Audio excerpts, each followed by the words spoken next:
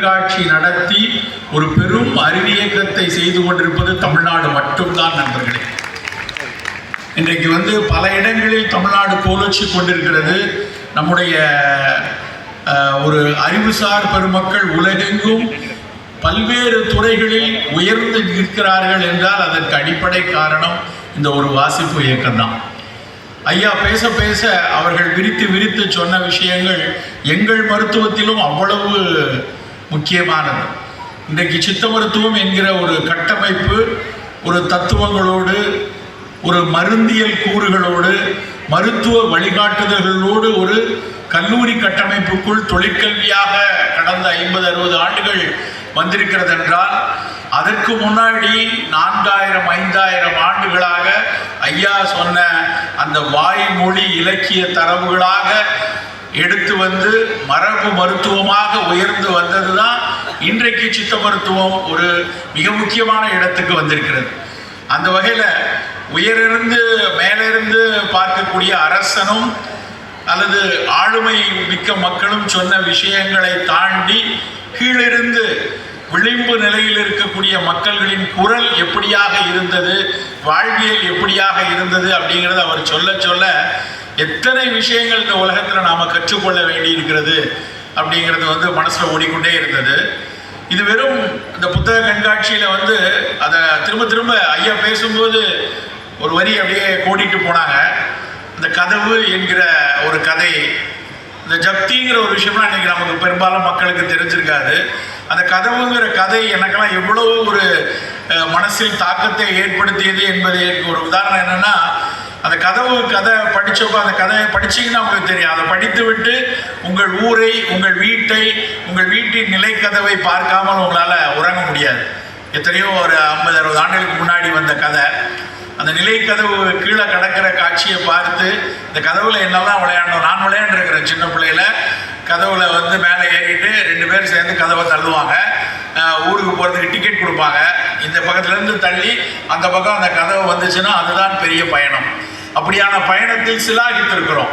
எங்கேயாவது எல்லாம் ஊருக்கு போகிறவங்களாம் வண்டியில் ஏறு, பாளையங்கொண்டை போகிறவங்க ஏறு, வண்ணார்பேட்டை போகிறவங்க ஏறு, எல்லாரும் அந்த வண்டியில் கதவுல ஏறி அந்த கதவை திருப்புற எங்கள் ஊரில் அந்த கிராமத்தில் உள்ள கதவில் விளையாண்டு இருக்கிறோம். அந்த விளையாட்டை வச்சு சென்னையில் இப்போ நான் 23 ஆண்டுகளுக்கு அப்புறம் சென்னைக்கு ஒரு வீடு கட்டணும்னு ஆசைப்பட்டு ஒரு வீடு கட்டப்ப எங்கள் வீட்டு கதவு அப்படியான கதவாக இருக்க வேண்டும் என்று ஆசைப்பட்டேன். என்ன இப்படி சொல்கிறீங்க, எல்லாம் மாடனாக அப்படி கதவு வைக்கிறாங்கன்னு. இல்லை, என் கதவுல கீழே ஏறி நிற்கிற மாதிரி ஒரு திண்டு வேணும், பழைய கதவு வேணும். 80 வருடத்திற்கு முன்னாடி தூர எரியப்பட்ட ஒரு கதவை எடுத்து அதை செப்பரிட்டு அதை எங்கள் வீட்டில் கதவாக நான் மாட்டினேன். ஒரு கதவு கதை படித்தவனுடைய எங்கள் வீட்டுக்கு வரவங்க பல பேர் கேட்பாங்க, என்னங்க நிலை இவ்வளோ வேறு. அந்த காலத்து நிலை கதவுங்கிறது தலை குனிந்து வர வேண்டியிருக்கும். 5 அடி தான் இருக்கும். 5 அடி இருந்தாலே பெரிய விஷயம். அந்த கதவை வீட்டில் வச்ச உடனே என்ன தலை குனிய வேண்டியிருக்கு, அப்படி தான் வரணும். அதுதான் பண்பாடு. நம்ம அது ஒரு பழக்கம். அப்படி பழக்கத்தை நம்ம கொண்டு வருவோம் அப்படின்னு கொண்டு அந்த கதவை செய்தோம். கொண்டு மாட்டி வச்சோம். பழைய கதவை எடுத்து செப்பனிட்டு இன்றைக்கும் வீட்டில் அதை பார்க்கும் போதெல்லாம் அந்த மரபினுடைய நீட்சி மனசில் பட்டுக்கொண்டே இருக்கும். நண்பர்களே, இங்கே இருக்கக்கூடிய புத்தகங்களில் இன்னைக்கு ஐயா பேசும்போது எத்தனை தரவுகளை எடுத்து வந்தாங்க. அதுக்கு முன்னாடி ஒரு விஷயம் சொல்லணும். அமர்ந்த உடனே இந்த புத்தக கண்காட்சிக்கான ஒரு சமூக ஊடக விளம்பரம் ஒன்றை போட்டாங்க. அவ்வளவு சிறப்பாக இருந்தது. அதை செய்தவர்களுக்கு மனமார்ந்த பாராட்டுகளும் நன்றிகளும். ஒரு வள்ளுவனையும் ஒரு நீலனையும் ஒரு அச்சனை இதையும் ஒரு கண்ணகியும் கொண்டு புத்தகத்தில் வேள்பாயையும் சிலப்பதிகாரத்தையும் வச்சு இந்த மாதிரி வாசிக்கிறதுக்கான ஒரு திருவிழா என்று காட்டிய அந்த ஒரு 2 நிமிட சமூக ஊடக காட்சி அவ்வளவு சிறப்பாக இருந்தது. அப்படி எத்தனை 1000 புத்தகங்கள் இங்கே உங்களுக்காக காத்திருக்கிறது. நண்பர்களே, நம்ம எத்தனையோ விஷயங்கள் வாங்கலாம். புதிய ஆடை வாங்கலாம், புதுசாக நமக்கு விருப்பப்பட்ட பொருட்களை வாங்கலாம். ஆனால் புத்தகங்கள் போன்ற ஒரு சொத்து உலகத்தில் ஒன்றுமே இருக்க முடியாது. நீங்கள் வாங்கி ஒரு 5 புத்தகம் 4 புத்தகம் வாங்கி கொண்டு வச்சு சில நேரத்தில் 4 நம்ம படிக்க மாட்டோம். 2 புத்தகம் படிச்சிருப்போம். மீதி 3 புத்தகம் அப்படியே இருக்கும். நம்மளால் அதை தூரெல்லாம் போட மாட்டோம். யாராவது நம்ம வீட்டு பிள்ளைகள் ஒரு நாள் அதை எடுத்து வாசிப்பாங்க. நமக்கே என்றைக்காவது ஒரு நாள் எடுத்து படிக்கணும்னு தோணும். அந்த புத்தகங்கள் கொடுக்கக்கூடிய அறிவு வேறு எதுவும் கிடைக்காது. வேறு எங்கிருந்தும் நம்மால் எடுக்க முடியாது. சமீபத்தில் நான் படித்து கொண்டிருக்கிற ஒரு புத்தகம் 20ஆம் நூற்றாண்டின் சிறந்த 100 சிறுகதைகள் அப்படின்னு பேராசிரியர் அரசு ஐயா அவர்கள் தொகுத்திருக்காங்க. என்னை பொறுத்த வரைக்கும் அவ்வளவு சிறப்பான புத்தகம். நம்மால ஒரு 100 வருஷத்துல வந்த சிறந்த சிறுகதைகளை தேடி படிக்கணும்னா எத்தனை ஆயிரம் புத்தகம் படிக்கணும், எத்தனை பேர் கேட்கணும். அந்த பேராசிரியர் அவர்கள் அவ்வளோ அழகாக தொகுத்திருக்காங்க. எனக்கு பார்த்தவொடனே அந்த புத்தகத்தை பார்த்தவொடனே அப்படியே அவர் எழுதுறாரு. முதல்ல வந்து புதுமை பத்தனில் ஆரம்பித்து சீசு செல்லப்பாவில் முதல் பாகம் முடிகிறது அப்படின்னு ஒரு 50-30 கதை நான் எடுத்து படிக்கிறேன். முதல் கதை செல்லம்மாள், புதுமை பித்தனுடைய அந்த காலத்தில் மிகச்சிறப்பான ஒரு கதை செல்லம்மாள். அந்த கதை துவங்கும் போது அந்த அம்மா வந்து மரணப்படுக்கையில் இருக்காங்க. அந்த ஒரு 2-3 நாட்கள் மரணப்படுக்கையில் இருக்கக்கூடிய செல்லம்மாளுக்கும் அவருடைய கணவர் பிரம்மநாயகத்துக்கும் உள்ள உரையாடல் தான் அந்த புத்தகம், அந்த கதை. அதை படிக்க படிக்க அந்த காலத்தில் அவர்களுடைய வாழ்வு எவ்வளவு அழகாக இருந்தது. அன்றைக்கு அந்த மரணப்படுக்கையில் இருந்தக்கூடிய ஒரு பெண்ணுக்கு ஒரு பொருளாதார வசதி இல்லாத நடுத்தர வசதியுள்ள ஒரு மனிதர் எப்படியெல்லாம் அவர் பாதுகாத்தார். அதுக்கு ஒரு சித்த வைத்தியரை கூட்டு வர்றாரு, அப்புறம் ஒரு நவீன மருத்துவரை கூட்டு வர்றாரு. அவர் வந்து ஒன்றொன்னா அவங்க கொடுக்கக்கூடிய அந்த செந்தூரம் கொடுக்கறது, அன்னைக்கு ஒரு மாடாக்குடியில் உள்ள விளக்கில் வந்து ஒரு ஊசியை சூடு பண்ணி அந்த இன்ஜெக்ஷன் போட்டு போகிற காட்சி. கடைசியாக தான் ஆசையாக கேட்ட அந்த பச்சை கலர் புடவையை மரணமடைந்த பிறகு அந்த செல்லம்மாளுக்கு போர்த்தி விட்டு முடியக்கூடிய அந்த கதை இப்பொழுதும் மனசுக்குள்ள அவ்வளவு ஒரு புதுமை பித்தன் வந்து தமிழ்நாட்டு சிறுகதைகளில் நாவலில் அவர் ஒரு புரட்சிக்காரர். அவர் தான் வந்து அந்த தமிழ்நாட்டு சிறுகதையினுடைய மிக மிக ஒரு முக்கிய கர்த்தா என்று சொல்லலாம். அப்படி அழகான ஒரு கதை. அதே மாதிரி உங்கள் ஊரில் டி. ஜானகிராமன் எழுதிய சிலிர்ப்பு அந்த கதை. நான் ஒரு முறை அதை வந்து நடைபயிற்சி போகும்போதெல்லாம் காதில் நான் பவா செல்லத்துறையினுடைய கதை சொல்கிறத கேட்டுகிட்டே போகிற பழக்கம் உண்டு. அப்படி நான் அவர் டி. ஜானகிராமன் எழுதின அந்த சிலிர்ப்பை நான் ஒரு முறை கேட்டிருக்கேன். ஆனால் அந்த பேர் மறந்து போச்சு. ஆனால் அவர் அரசு சாருடைய புக்கில் அந்த சிலிர்ப்பு கதையை படித்தோடனே திரும்ப படிக்கணும் அப்படின்னு அந்த முழுக்க ஒரு 15 பக்கம் உள்ள கதை. அது அழகாக அன்றைக்கு ஒரு தஞ்சாவூரிலிருந்து கும்பகோணத்துக்கு ரயிலில் வரக்கூடிய ஒரு அப்பா பையனை கூட்டு வர்றாரு, இன்னொரு அம்மா ஒரு பொண்ணை கூட்டு போகிறாங்க. இவங்க 2 பேரும் அந்த ரயிலில் உட்கார்ந்து பேசி கொண்டு வருவதுதான் கதை. அதுக்குள்ளே அன்னைக்கு இருக்க வாழ்க்கையை அவ்வளவு அழகாக அந்த சிலிர்ப்பு கதையில் அந்த பையன் வந்து பெங்களூர்லேருந்து வருவான். பெங்களூரில் பையனை கூட்டிகிட்டு மாமா வீட்டுக்கு கூட்டு போயிட்டு திரும்ப கூட்டு வருவார். அவங்க மாமா வீட்டிலேருந்து கிளம்பும் போது ரயில்வே நிலையத்தில் ஆரஞ்சு பழம் இருக்கும். இந்த குட்டி பையன் பிச்சு மாமா, அவர் பிச்சுமணி அவர் பேர், பிச்சு மாமா எனக்கு ஆரஞ்சு வாங்கிட்டா அப்படின்னு கேட்பார்.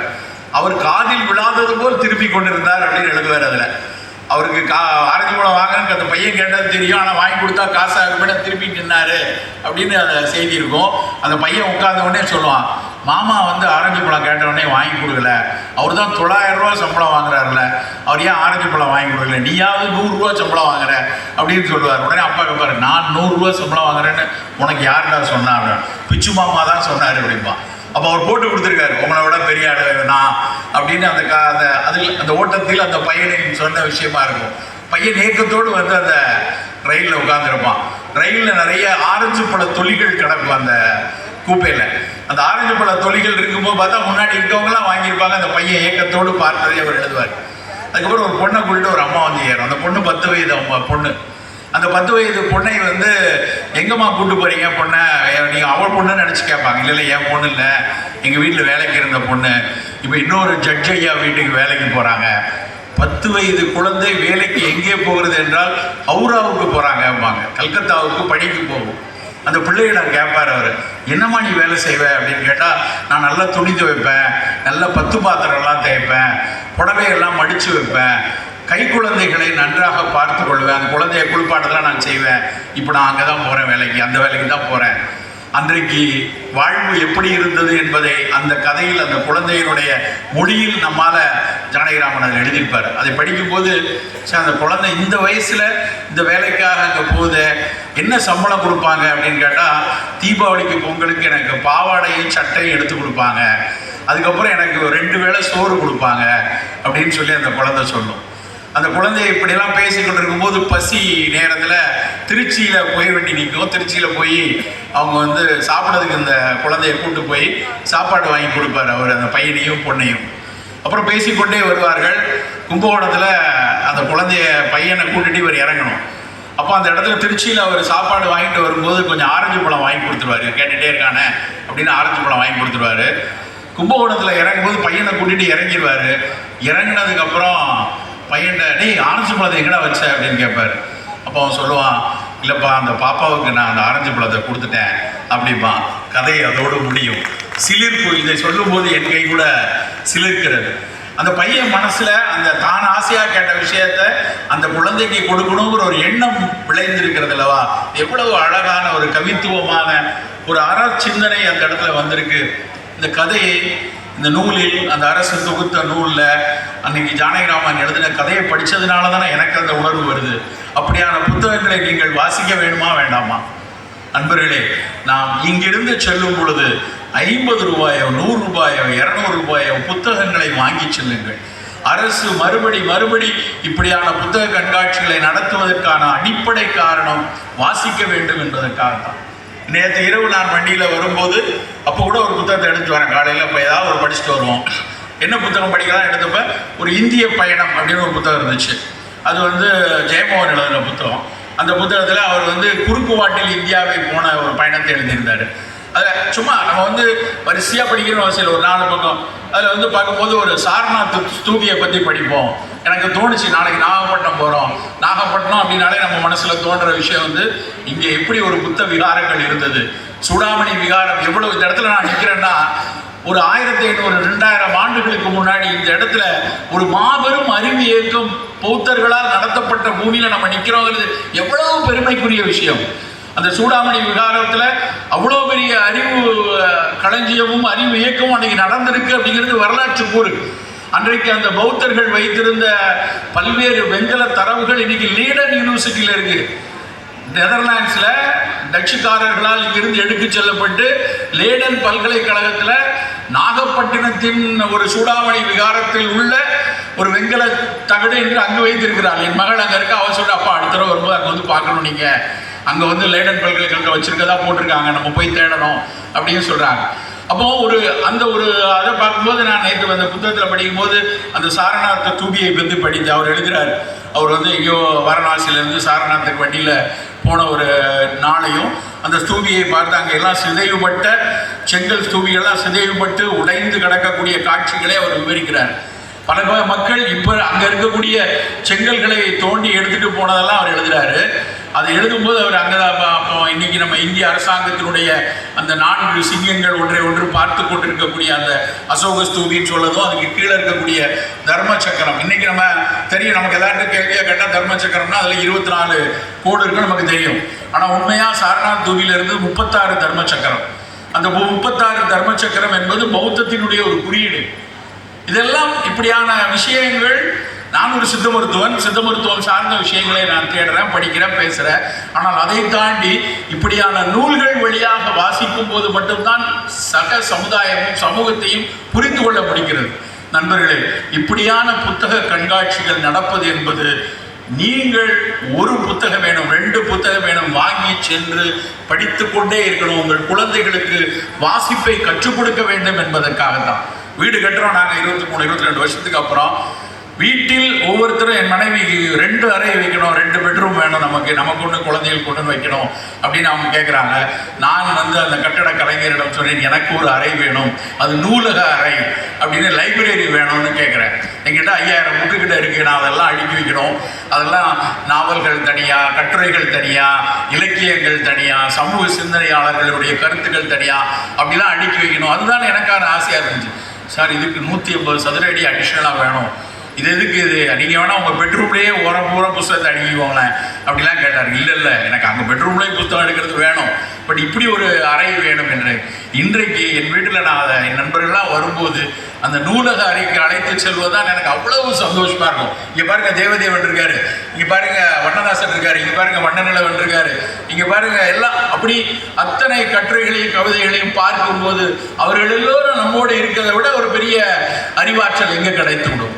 அப்படியான புத்தகங்களை படிப்பதை விட நண்பர்களே, புத்தக கண்காட்சி என்பது ஒரு மாபெரும் அறிவு இயக்கம்.